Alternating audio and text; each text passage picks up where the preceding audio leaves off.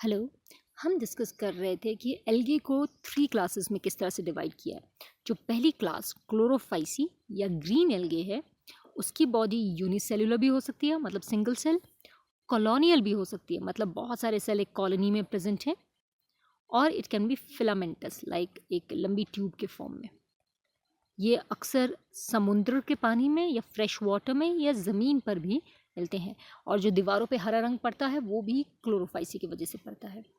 Chlorophyceae में जो क्लोरोप्लास्टिक pigments होते हैं जो फोटोसिंथेसिस करने में मदद करेंगे, वो क्लोरोफिल ए और क्लोरोफिल बी दो तरह के होंगे। ये खाने को स्टोर करता है स्टार्च, प्रोटीन और ऑयल के फॉर्म में। इसके अलावा पायरेनॉइड नाम का एक केमिकल भी इसमें प्रेजेंट होता है जो फूड को स्टोर करने में मदद करता है। सेल वॉल की अगर बात करें तो सेल्यूलोज और पेक्टिन नाम के केमिकल से सेल वॉल बनती है।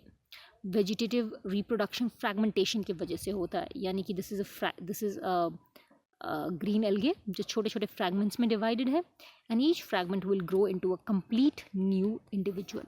This is called fragmentation.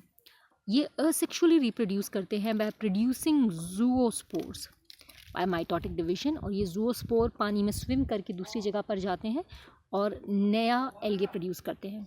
Sexual reproduction की अगर हम डिस्कस करें, it has isogamous, anisogamous and oogamous kind of reproduction.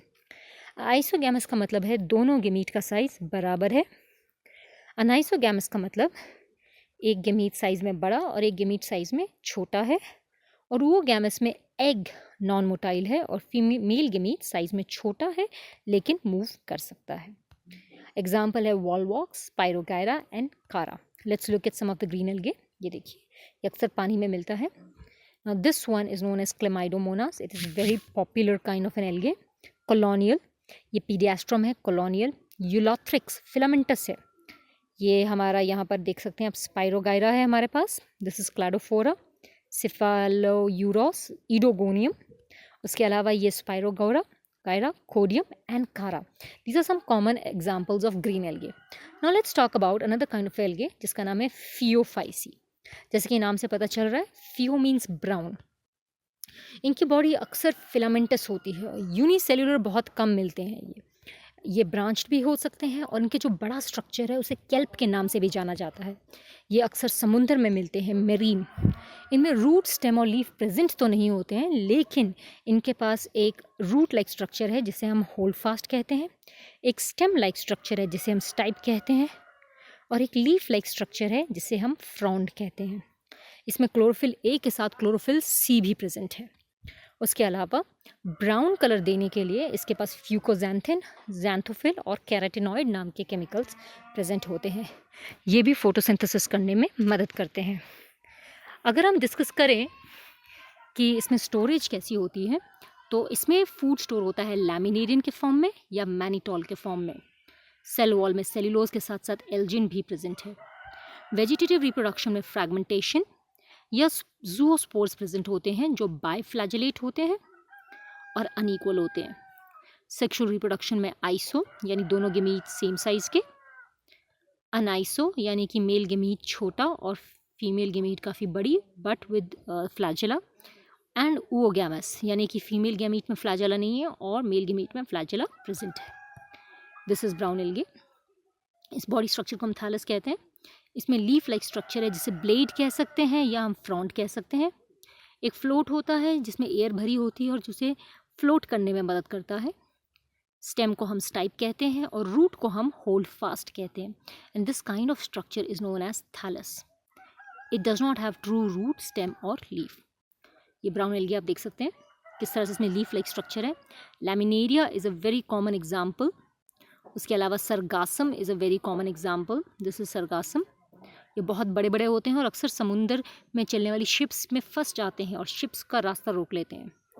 Rhodophyceae is a very important kind of an algae. इसको रेड एल्गे भी कहा जाता है। ये अक्सर मल्टी सेल्यूलर होते हैं और यूनिसेल्यूलर बहुत कम मिलते हैं। समुद्री होते हैं, फ्रेश वाटर में कम मिलते हैं। इसमें क्लोरोफिल ए के साथ क्लोरोफिल डी भी होता है और लाल रंग देने के लिए फाइकोइरिथ्रिन नाम का केमिकल प्रेजेंट है। स्टोरेज फ्लोरिडियन स्टार्च के नाम के केमिकल के फॉर्म में फूड स्टोर होता है।